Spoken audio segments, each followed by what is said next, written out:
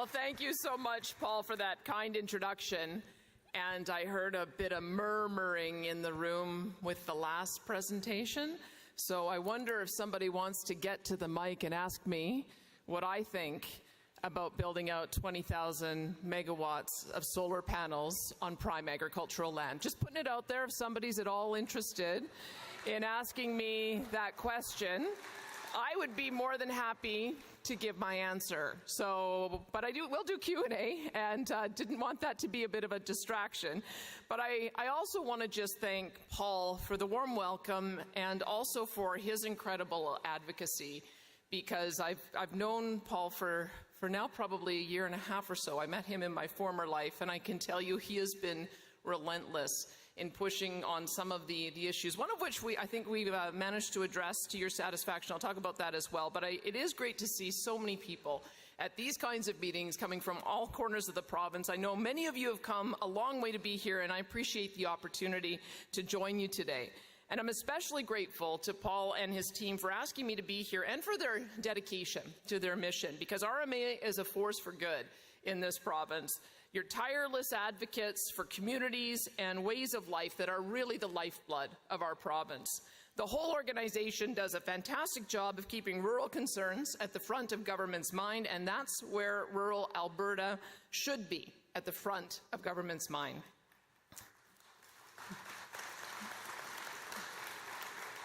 I cannot overstate the importance of our rural communities. You'll notice that I made a decision to run in a mixed rural-urban riding of Brooks Medicine Hat, and that was mindfully. I did that on purpose because I want to make sure, yes, definitely, I want to make sure that you know that your voice is heard at the table and that I'm getting every day the same kind of feedback that you're giving to other MLAs.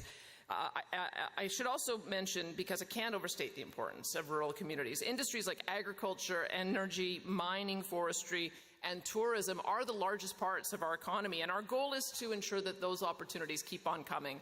As part of our Economic Development in Rural Alberta plan, we are helping to expand and diversify your economies, and we're building out the programs and infrastructure your families use every day. We hope more opportunities and services mean the next generation of rural Albertans will be more inclined to stay where they grew up, and we hope it means more people and dollars from outside will be drawn into your communities. Everything we're doing in the legislature is meant to keep that cycle going, starting with the budget. I might just say a word about the budget, because I'm just so impressed with the work of our Finance Minister and Treasury Board, Travis Taves, who is the best finance minister in the country, I would say. You agree? Yes. And one of the things that I think he and I are most proud of, because we know that we're going into another cycle of volatility, but there's a huge amount of opportunity as well, that we might be looking forward to surpluses into the future. And we wanted to make sure that we had a responsible fiscal plan for that. So you'll see that the core of how we've established this budget is that we're bringing through balanced budget legislation. The budget has to be balanced. We have a debt repayment strategy. 50% of all surpluses have to go to debt repayment. We have a plan to reinvest in the Heritage Savings Trust Fund, so we'll be growing that fund. Who knows what it'll be 30 years from now? If we'd started this 30 years ago, it would be worth $300 billion today and be generating $20 billion in annual revenue. So if we can just show a little bit of restraint and grow that with investing our investment income, 30 years from now, it might be that large. And what a great legacy that would leave to our kids and grandkids. We also have a savings plan. So as I mentioned, half of our surpluses will have to go into debt repayment, and then we'll also continue shoring up our savings, but we'll also be able to deal with one-time spending priorities, because we know that things will come up over the next little while, and we'll make sure that we do not increase year-over-year operational spending any greater than inflation plus population growth. So I'm going to spend a lot of time talking about how we're spending money, but I want you to know that it's being done within a fiscally prudent framework, one that we believe we can afford. So Budget 2023 invests more than $2 billion over 3 years as part of the change to the local government fiscal framework. That's a higher figure because we're increasing the framework's revenue index factor through legislation. If passed, the municipal funding will rise or fall in line with the percentage change in provincial revenues from 3 years before. You'll know that in the original formula, shifts reflected only a 50% of the revenue change, and based on your input, we've upped that to 100%. Linking funding to revenues ensures you are true partners in Alberta's success. And through the fiscal plan, we're committed to giving top-up funding where required so that no municipality will end up with a year-over-year decrease in the first year that this new fiscal framework takes effect. In fact, our budget represents a big boost for rural Albertans' lives and livelihoods. We're making progress on our healthcare action plan, speeding up EMS and lowering both wait times and surgeries for ER treatment. I've heard the stories of many folks in rural Alberta about the red alerts that would happen as ambulance got pulled into the vortex around Calgary or Edmonton and then ended up spending entire shifts there. We are going to eliminate that practice. We are going to have a practice where truly where ambulances show up and drop off efficiently and get back on the road within 45 minutes so that they're always available to meet our most urgent needs. We've also developed a non-ambulance transfer program, and it's remarkable to see how many companies have stepped up. There's 160 different companies that have stepped up to offer those non-emergency transfers of patients that need to go for medical appointments in the city. And we've paid for 4,000 visits so far. So it is obviously one of those things that is taking huge pressure off the system so that you can have some comfort for your residents that if they need an ambulance, it's going to be there for them.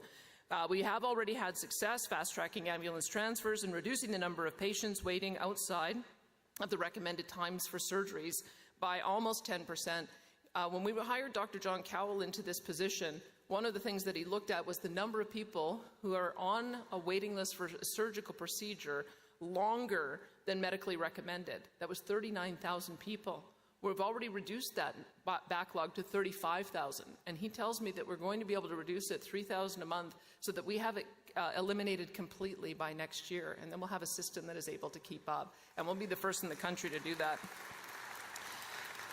The budget builds on, and I should mention, I think I saw Health Minister Jason Copping here as well. He's also, the last piece of this is we've got to make sure that everybody has what he calls a medical home, making sure with $2 billion of investment in primary care that we're able to develop team practices of doctors, nurse practitioners, and other health professionals so that every single person has that first point of access for primary care. That's the next big thing we're working on. The budget builds on this with $237 million over 3 years for more surgeries, including $120 million to expand and modernize operating facilities in 15 communities. And we're also investing heavily to ensure Alberta can expand the ranks of frontline healthcare professionals. That means more spaces in nursing and physician programs, attracting more nurses from overseas, and bringing in more doctors. Alberta has one of the most generous rural physician recruitment and retention programs, and we've signed agreements with doctors in several communities, including Beaver Lodge, and Saddle Lake and Blairmore. And all of this is going to lead to stronger primary care teams better able to serve rural and remote communities.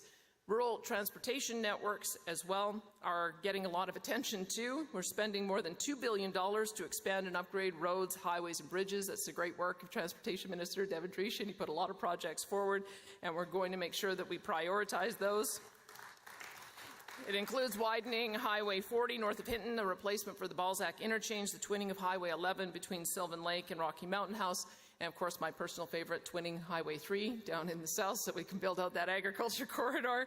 We're also supporting your priorities by maintaining funding for the Strategic Transportation Infrastructure Program, more than $93 million over 3 years.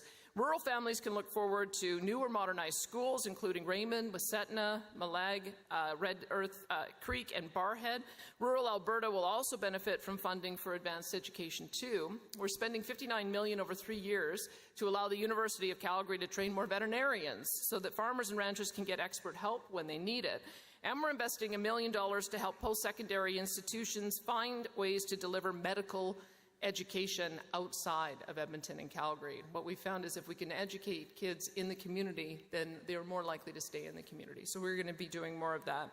You can also expect investments in connectivity and programs to help you grow. Our broadband strategy provides $390 million over 4 years to ensure all families and small businesses can access reliable, affordable, high-speed internet. I think we discovered this, of course, over the last few years with everyone working from home and kids having to do school from home, how vitally important that is to build out this additional utility. I look at broadband internet access as important as electricity and as important as home heating. So we're going to make sure that we have a backbone system that gives everybody the access they need. Rural business supports and economic development will get another lift from $10 million in funding over 2 years, plus we're devoting a further $10 million in rural tourism to help you attract more visitors to your communities where they can shop and eat and stay and visit local attractions. And we're creating a tax credit to drive large-scale investment and jobs in the agri-food sector. You probably saw a big $600 million investment. Hope you guys like French fries, because McCain's is going to be making a whole lot more of them in this province. And we hope to see a lot more of investments just like that. And we're also taking action to make life easier for rural parents and families with school transportation too. We're investing $414 million over 3 years to improve busing, driver training, driver shortages, and cover higher costs. I'll give credit to Education Minister Adriana LaGrange, who's also here today, for being such a champion of that program, and we hope that it helps take the pressure off our school boards. And by making changes to increase the number of kids taking buses, we're reducing ride times for rural students and saving families money. These changes will benefit tens of thousands of rural families and ensure 80,000 children, an increase of over 30%, will be eligible for school transportation. The parents of around 47,000 students who currently pay for busing service will save more than about $20 million in fees, and these changes will also add 350 new drivers, which will reduce bus ride times by about 10%. And now, unpaid municipal taxes. There's a lot of good news for rural Alberta in our second straight balanced budget, but that's not all. We're proud to work on your priorities. Alberta is extremely fortunate for our oil and natural gas wealth, but it's unacceptable when delinquent companies aren't paying their municipal taxes. When our government sees that $220 million in unpaid taxes are being reported by municipalities, with $130 million in arrears and $90 million in cancellations, it's just not acceptable, and there needs to be real consequences. And so I do want to commend Rebecca Schultz. She's been such a champion on this issue, Minister of Municipal Affairs, and Pete Guthrie, Minister of Energy, for working together with municipalities and companies to ensure municipal taxes get paid. So I'll tell you what this new directive does. I think you heard about it because she announced it here a couple of days ago. The new directive creates a condition where companies will not be able to transfer or get new well licenses unless the regulators are satisfied that the taxes have been paid. And we hope that this is just enough of a stick to pay their taxes and make sure that municipalities are made whole. I hope that you have some success in that program. I'm pleased to say that there are now $48 million in unpaid taxes that are now under repayment plans, so we just need to make sure that the rest of that gets collected as well. And you can thank your President, Paul McLaughlin, for advancing that and being such an advocate. So, just so I have enough time to get into some Q&A, I see I've got 17 minutes left, and so I'll just conclude by saying that I believe rural Alberta has a lot to be optimistic about. Incredibly hardworking people, high-quality products that the world needs, and a deep faith in freedom. We also have a government that believes in you. We will keep on investing to strengthen rural communities, from healthcare to skills training to industrial development. I am so excited about the future that we're going to build together, and with that, I'd be happy to take your questions. Great, thank you, Premier.